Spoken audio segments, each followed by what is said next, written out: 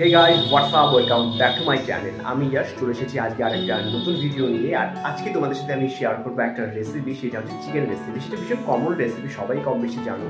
তো আজকে অনেকদিন থেকে চিকেন খাওয়া হয় না, তো আজকে চিকেন হবে বাড়িতে আর আমি রান্না করবো। তো ভাবলাম চলো তোমাদের সাথে শেয়ার করা যাক। তাহলে চলো সোজা রান্নাঘরে যাই, আর যা যা করবো, যেভাবে রান্না করবো A to Z তোমাদের সাথে শেয়ার করবো এই ভিডিওর মাধ্যমে। আই হোপ আজকের এই আমার রেসিপিটা তোমাদের খুব ভালো লাগবে। তাহলে চলো আর বেশি বকবক না করে ভিডিওটা স্টার্ট করা যাক।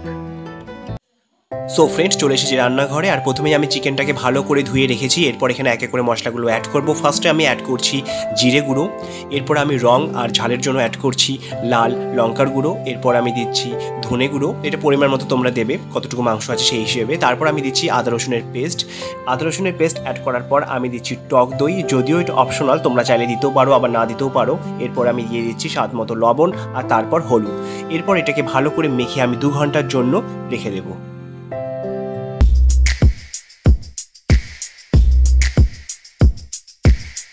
সো ফ্রেন্ড, আমার চিকেন ম্যারিনেট করা হয়ে গেছে। আর এইদিকে আমি আগে থেকেই পেঁয়াজগুলোকে পেস্ট করে রেখেছিলাম। আর এখানে তেজপাতা রয়েছে, টমেটো রয়েছে, গোটা গরম মশলা, চিকেন মশলাও আছে, সেটা আমি পরে অ্যাড করব।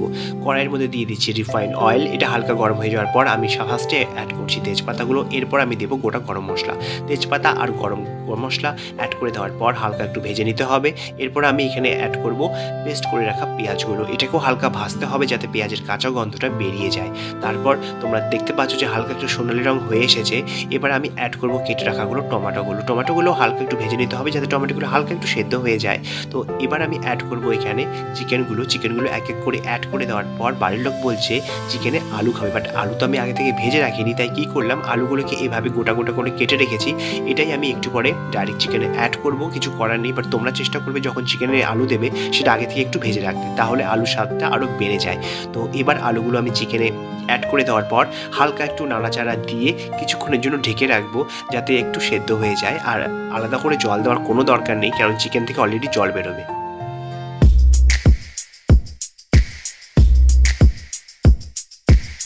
কিছুক্ষণ বাদে আমি চেক করে নিব চিকেনটা কতটা সেদ্ধ হয়েছে।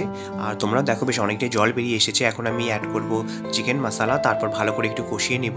আর চিকেন আর আলু অলমোস্ট সেদ্ধ হয়ে গেছে, আমি চেক করে নিয়েছি। তো এখন আর ঢাকা দিয়ে রান্না করার প্রয়োজন পড়বে না, বাকিটা কষানোর সময় সেদ্ধ হয়ে যাবে।